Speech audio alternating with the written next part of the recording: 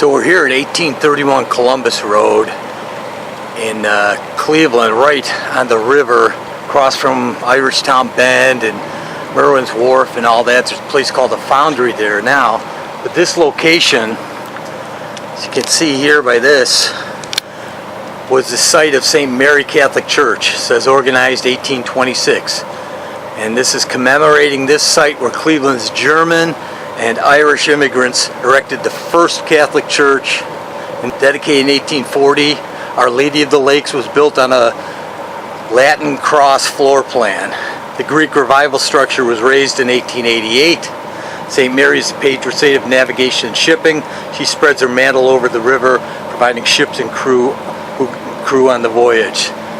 So this was St. Mary Catholic Church, later called St. Mary on the Flats. And here's you can see there this image with Mary and all the ships. So here they say, this is interesting, the Cleveland Center plan of 1833 put the city center on the Cuyahoga River.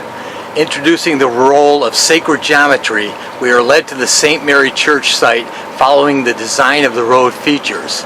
So if you look at this, it almost looks like the old spirograph, and you see the different designs for, that's actually the Cuyahoga River, Crooked River going around. In these designs, so that's a map of how the river is and where we are.